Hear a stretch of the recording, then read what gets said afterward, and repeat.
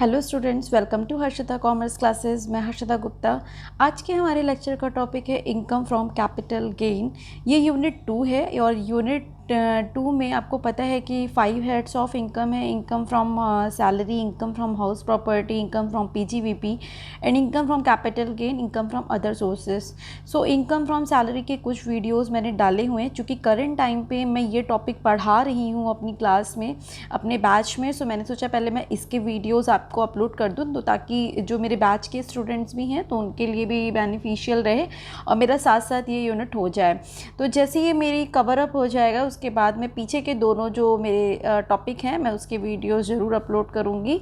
सो चलिए अपने लेक्चर को स्टार्ट करते हैं। लेक्चर को स्टार्ट करने से पहले मैं आपसे रिक्वेस्ट करूँगी कि अगर अभी तक आपने मेरा चैनल सब्सक्राइब नहीं किया है तो सब्सक्राइब करिए एंड मेरे वीडियोस को ज़्यादा से ज़्यादा अपने फ्रेंड्स में शेयर करिए ताकि उनके लिए भी हेल्पफुल रहे, और लाइक करिए। अगर आपकी कोई क्वेरी रहती है या फिर आप चाहते हैं कि किसी टॉपिक को आपको लगता है टफ़ है और आप पहले उस पर वीडियो बनवाना चाहते हैं, या साहित्य भवन पब्लिकेशन की कोई भी न्यूमेरिकल आपको नहीं आता है या किसी भी प्रॉब्लम होती है, तो वो भी आप कमेंट में मेंशन कर सकते हैं ताकि मैं उस पर वीडियोस पहले बना लूँ। चलिए अपने लेक्चर को स्टार्ट करते हैं। तो इनकम फ्रॉम जो कैपिटल गेन है ये 4th हेड ऑफ इनकम है।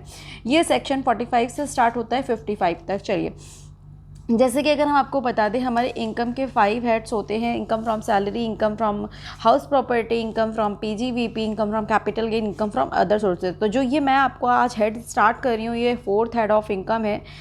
हर एक हेड का चार्जिंग सेक्शन देखिए यहाँ पे सब लिखा हुआ है कि 15 से, जैसे सैलरी की अगर हम बात करें 15 से 17 तक है, 22 से 27 तक आपका इनकम फ्रॉम हाउस प्रॉपर्टी है। पीजीवीपी की बात करें ये 28 से 44 तक है।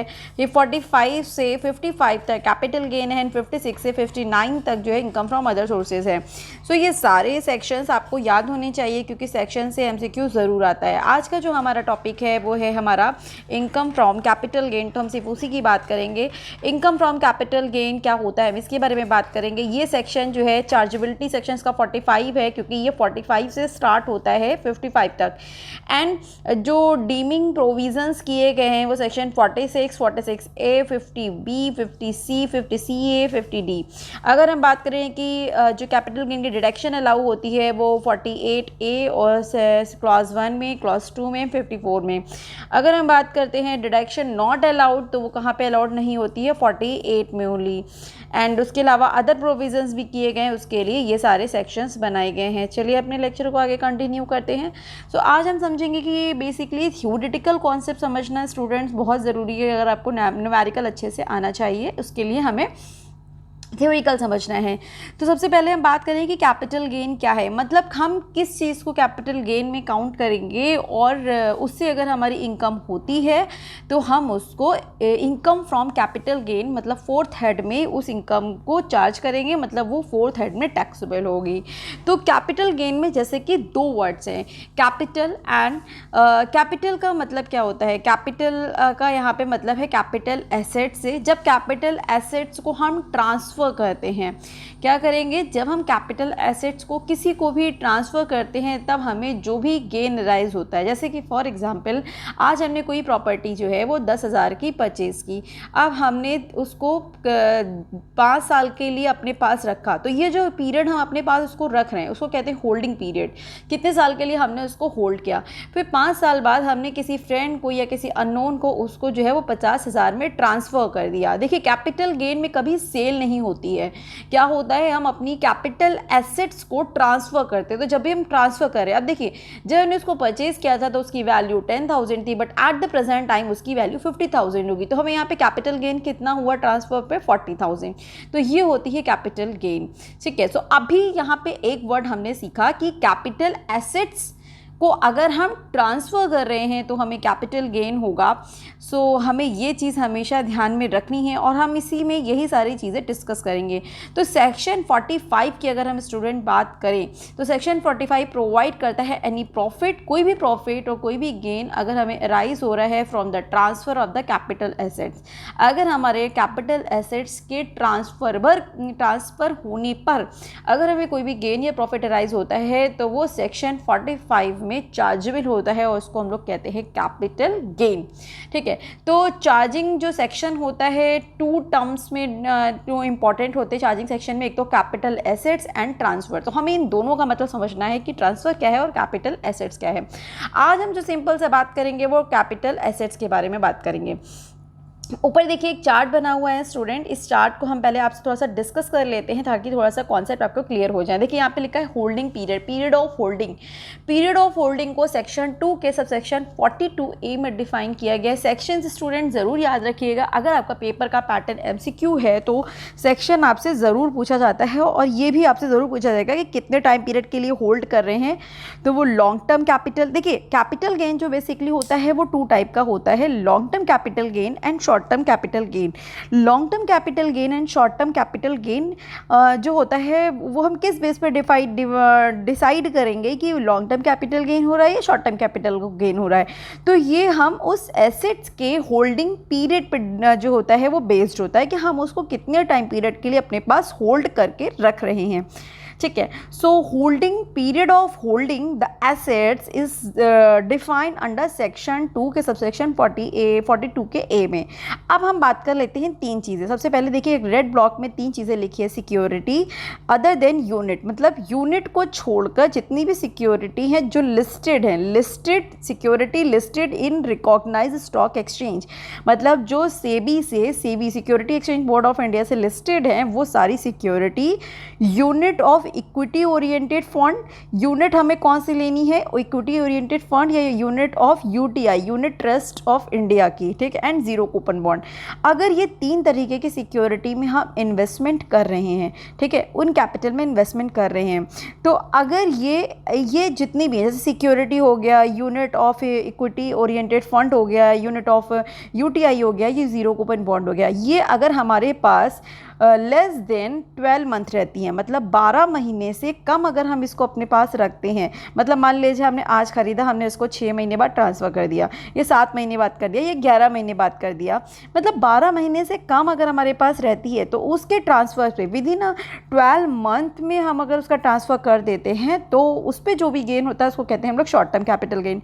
बट अगर यही security unit of equity oriented fund या फिर यूनिट ऑफ यूटीआई या फिर जीरो कूपन बॉन्ड, अगर ये हमारे पास 1 साल से ज़्यादा टाइम पीरियड के लिए रहते हैं और 1 साल के बाद हम इसको किसी को ट्रांसफ़र करते हैं तो वही हमारे लिए हो जाएगा long term capital gain. Clear है स्टूडेंट? तो यहाँ पे जो सिक्योरिटी की बात हुई है पहले वाले पॉइंट पे वो लिस्टेड सिक्योरिटी की बात हुई है जो लिस्टेड होगी रिकॉग्नाइज स्टॉक एक्सचेंज से।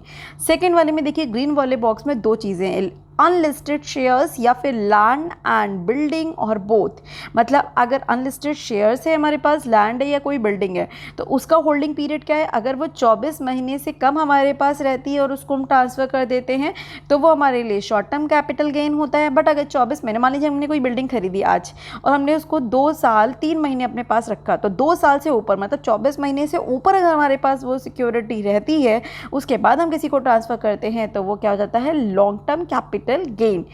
अब आते हैं नेक्स्ट कैटेगरी जिसको पर्पल कलर में लिखा गया है कि यूनिट ऑफ डेप्ट oriented fund unlisted security other than share, मतलब शेयर को छोड़कर अदर कोई भी अनलिस्टेड सिक्योरिटी है या अदर कैपिटल एसेट्स, कोई और अदर कैपिटल एसेट्स है या यूनिट ऑफ डेप्ट ओरिएंटेड फंड है जैसे कि डिवेंचर्स हो गया आपका।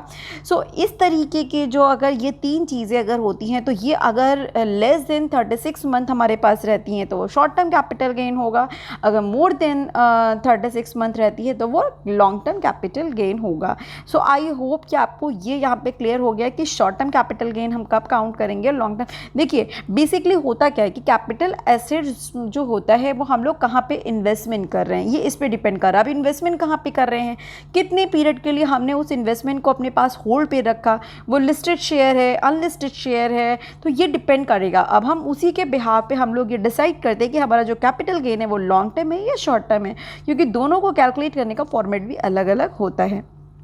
ओके अब हम डिस्कस करेंगे कि कैपिटल एसेट्स होती क्या है। तो कैपिटल एसेट्स की डेफिनेशन को सेक्शन 2 के सबसेक्शन 14 में डिफाइन किया गया है। ये सेक्शन भी आपको ध्यान में रखना है। सबसे पहले कैपिटल एसेट्स होनी चाहिए। हम कैपिटल गेन कब कहेंगे? कैपिटल एसेट्स होनी चाहिए, उसका ट्रांसफर होना चाहिए और उस पर ट्रांसफर पर जो भी हमें गेन राइज होगा उसको हम लोग कैपिटल गेन कहते हैं और वो चार्जेबल होता है अंडर सेक्शन 45 में। कैपिटल एसेट्स की डेफिनेशन सेक्शन 2 के सबसेक्शन 14 में बताया गया है। कैपिटल एसेट्स की डेफिनेशन में कहा गया है कि any property of any kind held by an SSC whether और not connected with his business or profession. मतलब कोई भी प्रॉपर्टी जो एसएससी के पास होती है जो कि उसने बिजनेस और प्रोफेशन से रिलेटेड ना हो उसको हम लोग कैपिटल एसेट्स कहेंगे।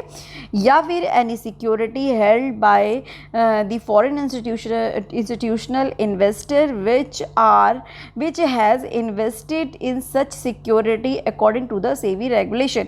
मतलब अगर हम किसी सिक्योरिटी में जो है वो सेबी रेगुलेशन के अकॉर्डिंग इन्वेस्ट कर रहे हैं तो वो भी हमारी कैपिटल एसेट्स होगी। इस पूरी चार्ट के थ्रू हम आपको समझा देंगे यहाँ पे कि कैपिटल एसेट्स में क्या क्या चीज़ें इंक्लूड होती हैं, क्या क्या चीज़ें एक्सक्लूड होती हैं। सो कैपिटल एसेट्स की डेफिनेशन को सेक्शन 2 के सबसेक्शन 14 में डिफाइन किया गया, ये आपको याद रखना है। अब कैपिटल एसेट्स 2 टाइप की होती है। एक तो एनी प्रॉपर्टी, किसी भी तरीके की property, any property of any kind, किसी भी तरीके की प्रॉपर्टी जो एसएससी के पास है जिसका यूज़ वो बिजनेस और प्रोफेशन में ना कर रहा हो। अगर बिजनेस और प्रोफेशन में कर रहा है तो वो पीजीवीपी के हेड में टैक्स बिल होगी। बट ऐसी कोई भी प्रॉपर्टी, जैसे मान लीजिए हमारी बिल्डिंग है हमने ली, उसका हम यूज़ बिजनेस एंड प्रोफेशन के लिए नहीं कर रहे हैं, वो सिर्फ हमारे पास पड़ी हुई है तो वो कैपिटल एसेट्स हो गई। ठीक है। सो ऐसी any property of any kind held by an assessee whether or not connected with his business or profession, अगर वो बिजनेस और प्रोफेशन से कनेक्टेड नहीं है तो उसको हम कैपिटल एसेट्स कहेंगे। इसके अलावा और हम किसको कैपिटल एसेट्स कहेंगे? Any security held bye FII मतलब foreign institutional investors which has invested in such security as per SEBI regulation. ठीक है, तो उसको भी हम लोग कैपिटल एसेट्स कहेंगे। अब एक्सक्लूजन लिखा हुआ है कि काइंड में इन जो 1 2 3 4 5 ब्लॉक में आप लोग देख रहे होंगे यहाँ पे ये एक्सक्लूजन का मतलब क्या होता है कि इनको इससे एक्सक्लूड रखा गया है। एक्सक्लूड क्या क्या चीज़ें रखी गई है? मतलब कोई भी stock in trade, consumable goods, जैसे कि हम लोग जो भी खाने पीने की चीज़ें होती हैं, कंज्यूमेबल जो भी गुड्स हो गए, रॉ मटेरियल है जो भी हमारे बिजनेस और प्रोफेशन के लिए होते हैं, कोई भी रॉ मटेरियल अगर हम अपने पास रख रहे हैं बिजनेस और प्रोफेशन के लिए तो उसको जो है वो कैपिटल एसेट्स में काउंट नहीं करते हैं। पर्सनल इफेक्ट को भी हम लोग जो है वो क्या नाम है आपका, कैपिटल एसेट्स में काउंट नहीं करते। पर्सनल एसेट्स में क्या चीज़ें, यहाँ पे देखिए एक और ब्लॉक में चीज़ लिखी हुई कि movable property including wearing the appliances, furniture, help for the personal use by the assessee for his family. Personal effect में जैसे कि हमारी फ्रिज है, फ्रिज हमने खरीदी, उसको हम ट्रांसफ़र कर रहे हैं या उसको हम किसी को सेल, जैसे जिसको हम लोग कहते हैं अपनी लैंग्वेज में सेल, हमने किसी को सेल किया तो वो हमारे लिए कैपिटल गेन नहीं होगा। कोई भी पर्सनल यूज़ की फ्रिज हो गई, टीवी हो गई, कूलर हो गया, एसी हो गई, बेड हो गया, मतलब ये सारी जितने जो हम लोग पर्सनल यूज़ के लिए चीज़ें हैं उनको पर्सनल इफेक्ट कहते हैं। तो अगर उसका हम ट्रांसफ़र करें तो उसको भी हम इंक्लूड नहीं करेंगे। But exclusion from personal effect, but in सब चीज़ों को पर्सनल इफेक्ट की कैटेगरी में काउंट नहीं करेंगे, इनको एक्सक्लूजन रखा हमारे, मतलब इनको भी पर्सनल इफेक्ट्स में काउंट नहीं करते हैं। मतलब ये अगर चीज़ें होंगी तो इस पे कैपिटल गेन राइज होगा। जैसे कि ज्वेलरी हो गए, एरोलॉजिकल जो भी कलेक्शन होगा, जैसे रेयर कॉइन, क्योंकि हमको पता है कि ये जो एरोलॉजिकल कनेक्शंस होते हैं इनकी नीलामी होती है तो इनकी वैल्यू बहुत ज़्यादा होती है, ये हमारी कैपिटल गेन में। कोई भी ड्राइंग, कोई भी आर्ट, ठीक है, पेंटिंग, ठीक है, एनी वर्क ऑफ आर्ट, ये सारी चीज़ों को हम लोग पर्सनल इफेक्ट में काउंट नहीं करते हैं। ठीक है, नेक्स्ट है हमारा पर्सनल इफेक्ट में किसको काउंट नहीं करेंगे? Rural agriculture land. अगर रूरल एग्रीकल्चर लैंड है तो वो भी हमारे जो है वो कैपिटल एसेट्स में काउंट नहीं होती है। 6(1)(2) गोल्ड बॉन्ड्स, देखिए गोल्ड बॉन्ड्स में 6.5% के जो गोल्ड बॉन्ड्स होते हैं जो 1977, या फिर 7% गोल्ड बॉन्ड्स जो 1980 में इशू हुए थे, या फिर नेशनल डिफेंस गोल्ड बॉन्ड 1980 में इशू हुए थे, या फिर स्पेशल बियरर बॉन्ड, ये सारी जो भी ये सिक्योरिटीज़ है इसके ट्रांसफ़र पे भी कैपिटल एसेट्स को उसको काउंट नहीं करेंगे। गोल्ड डिपॉजिट जो भी बॉन्ड्स इशू किए जाते हैं अंडर दी डिपॉजिट स्कीम 1999, तो इसको भी हम लोग जो है वो इन सारी चीज़ों को हम लोग कैपिटल एसेट्स में काउंट नहीं करते। इनको छोड़कर बाकी जितनी भी चीज़ें होती है वो सारी हमारी क्या होती हैं? Capital assets. इसी के बारे में देखिए डीप में थोड़ा सा लिखा हुआ है कि exclusion jewellery, analogical collection, drawing, printing, any art of work, इन सब चीज़ों को हम काउंट नहीं करेंगे कैपिटल एसेट्स में। ठीक है, तो यहाँ पे देखिए साफ साफ लिखा भी है कि इट डज़ नॉट इंक्लूड, मतलब ये कैपिटल एसेट्स में इंक्लूड नहीं किया जाएगा। आप लोग यहाँ पे देख सकते हैं, यही चीज़ मैंने आपको चार्ट में ब्रीफली बताई है। सो आई होप कि आपको ये सब चीज़ें याद होंगी। ये फॉर्मेट है, इसी फॉर्मेट के अकॉर्डिंग हम इसमें क्वेश्चन करेंगे। देखिए, शॉर्ट टर्म कैपिटल गेन और लॉन्ग टर्म कैपिटल गेन दोनों में अलग अलग फॉर्मेट होता है। इन द केस मैं दोनों फॉर्मेट आपको समझाती हूँ। पहले में देखिए ऊपर ब्लॉक में लिखा है in case of short term capital gain. अगर शॉर्ट टर्म कैपिटल गेन होगा आप क्या लिखेंगे, कैसे करेंगे? सबसे पहले हमें value of full value of consideration जितनी हमें रिसीव हो रही है या फिर रिकर हो रही है at the time of the retirement. मतलब मान लीजिए आज हमने कोई भी प्रॉपर्टी 10,000 की खरीदी, हम उसको 5 साल बाद 50,000 की बेच रहे हैं, तो फुल कंसिडरेशन में कितना रिसीव हो रहा है? 50,000। अब हम उसमें से माइनस कर देंगे एक्सपेंसेस जो भी इंकर्ड हो रहे हैं। अगर मान लीजिए हमने उसके ट्रांसफ़र के लिए कोई भी ब्रोकरेज फ़ीस दी है या कोई भी एक्सपेंस किया है, वो हम माइनस कर देते हैं। और फिर हम डिडक्शन जो होती है वो जो भी डिडक्शन होगी वो देखेंगे कि deduction on the account of short term capital gain paid will not be allowed. ठीक है, तो जो भी फुल कंसिडरेशन में से जो भी एक्सपेंसेस माइनस करने के बाद जो वैल्यू आती है, स्टूडेंट ध्यान रखिएगा, उसको हम लोग कहते हैं नेट सेल कंसिडरेशन। क्या कहेंगे उसे? हम नेट सेल कंसिडरेशन कहेंगे। फिर नेट सेल कंसिडरेशन में हम दो चीज़ें माइनस करते हैं। एक तो cost of acquisition. Cost of acquisition का मतलब है कि उस प्रॉपर्टी को एक्वायर करने की कॉस्ट क्या थी, जैसे कि 10,000 रुपये कॉस्ट है। ठीक है, जैसे कि हमने आपको बताया। और cost of improvement. Cost of improvement का मतलब क्या है कि उस प्रॉपर्टी को हमने पास अपने रखा, मान लीजिए हमने उसमें कोई इम्प्रूवमेंट किया, तो उसकी जो भी कॉस्ट होगी वो दोनों कॉस्ट हम क्या करेंगे? माइनस कर देंगे। किससे? नेट सेल कंसिडरेशन से। तो हमारे पास क्या आ जाएगा? शॉर्ट टर्म कैपिटल गेन आएगा। अब शॉर्ट टर्म कैपिटल गेन से अगर हम लोग जो भी डिडक्शन होती है, मतलब एग्जम्पशन अंडर सेक्शन 54 बी और 54 डी की अजम्पशन माइनस कर देंगे, जो भी एग्जम्प्ट होती हैं चीज़ें, तो हमारे पास आ जाएगा short term capital gain chargeable to the taxes.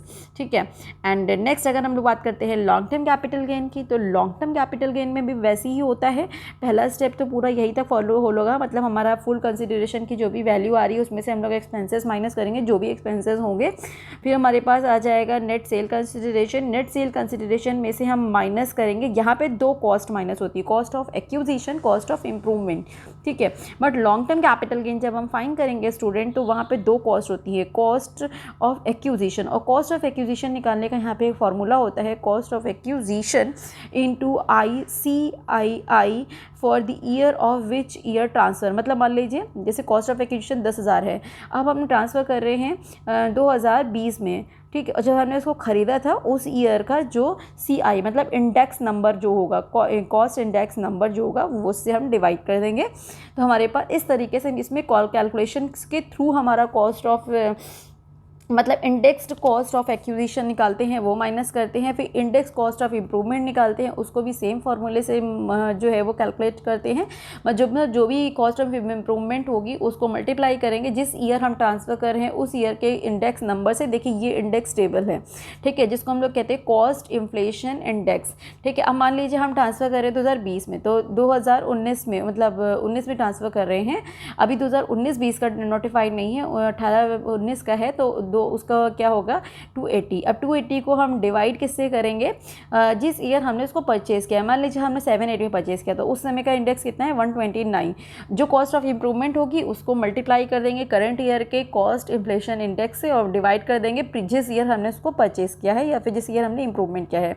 तो ये दोनों कॉस्ट को माइनस कर देंगे तो हमारे पास क्या आ जाएगा? लॉन्ग टर्म कैपिटल गेन आ जाएगा। और लॉन्ग टर्म कैपिटल गेन से हम जो भी एग्जेम्प्ट अमाउंट होती है जो अंडर सेक्शन 54, देखिए शॉर्ट टर्म कैपिटल गेन में दो ही एग्जेम्प्ट अमाउंट होगी, 54B और 54D।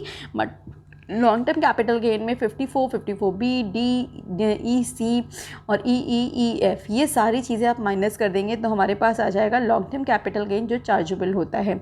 ठीक है, अब हम बात करते हैं tax rate of the tax in short term capital gain. Short term capital gain में जो टैक्स रेट होती है, तो अंडर सेक्शन आपका 111A में शॉर्ट टर्म कैपिटल गेन अगर अराइज होता है तो जो अगर वो लिस्टेड इक्विटी शेयर्स हो या फिर equity unit of equity oriented funds हो या फिर यूनिट ऑफ बॉन्ड्स हो, तो उसमें 15% of short term capital gain जो भी होगा has been paid such of the capital. ठीक है, तो ये हम आपको बाद में समझाएंगे, बट आपको ये टेबल पता होनी चाहिए कि उसमें देखिए शॉर्ट टर्म कैपिटल गेन होगा तो 1 तो हम लोग कितना लेंगे 15% लेंगे, but long term capital gain है तो उसके लिए सेक्शन कितना होता है 112A मतलब 112A, और उसमें हम लोग लॉन्ग टर्म कैपिटल गेन जो टैक्स होता है वो 10% होता है। लॉन्ग टर्म कैपिटल गेन अगर 1 लाख से ज़्यादा का होगा तो 10%, ठीक है, अदरवाइज उसको हम लोग शॉर्ट टर्म कैपिटल गेन में काउंट करेंगे। तो ये एक फॉर्मेट है जो कि मैंने आपसे शेयर किया। आज के वीडियो में इतना ही। नेक्स्ट वीडियो में इसके आगे मैं आपसे डिस्कस करूँगी ट्रांसफ़र की डेफिनेशन क्या होती है और इसके न्यूमेरिकल्स कुछ मैं आपसे डिस्कस करूँगी ताकि आपको और अच्छे से समझ में आए। तो जितनी भी इंपॉर्टेंट चीज़ें थी मैंने आज वो आपसे डिस्कस कर दी। अगर आपकी कोई क्वेरी है स्टूडेंट्स तो प्लीज़ कमेंट में ज़रूर पूछिएगा। एंड आप लोग मेरे वीडियोज़ देखते हैं, मुझे अच्छा लगता है, मुझे मोटिवेशन मिलती है। प्लीज़ अगर आपने मेरे चैनल को सब्सक्राइब नहीं किया है तो सब्सक्राइब कर दीजिए। अगर वीडियो आपको अच्छा लगा है तो लाइक करिए एंड शेयर करिए। Thank you students.